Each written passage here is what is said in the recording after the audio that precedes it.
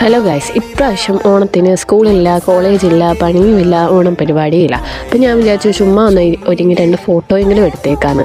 എവിടെയെങ്കിലുമൊക്കെ പോയി എടുക്കണം എന്നായിരുന്നു പ്ലാൻ, പക്ഷേ ഒന്നും നടന്നില്ല. എന്നാലും സാരമില്ല, അണിഞ്ഞൊരുങ്ങി ഇവിടെ എവിടെയെങ്കിലുമൊക്കെ വെച്ച് ഫോട്ടോ എടുക്കാമെന്ന് വിചാരിച്ചു. ആക്ച്വലി മനസ്സിലൊരു പാവാടയും ഉടുപ്പും ലുക്കായിരുന്നു, പക്ഷെ അതിൻ്റെ ബ്ലൗസാണ് ഞാൻ ഈ ഇട്ടേക്കുന്നത്. പാവാട ചെറുതായിട്ടൊന്ന് പാളിപ്പോയി.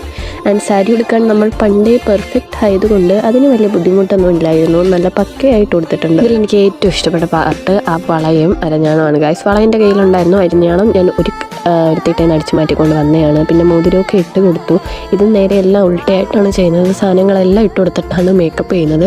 പിന്നെ ലിപ്സ്റ്റിക്ക് വെച്ച് തന്നെ നമ്മൾ ചെറുതായിട്ടൊന്ന് പൊട്ട് തൊട്ട് കൊടുത്തു. സാധാരണ ബിന്ദു എൻ്റെ കയ്യിൽ കാണാറുണ്ട് കേട്ടോ, എനിക്ക് ഭയങ്കര ഇഷ്ടമുള്ളൊരു കാര്യമാണ്.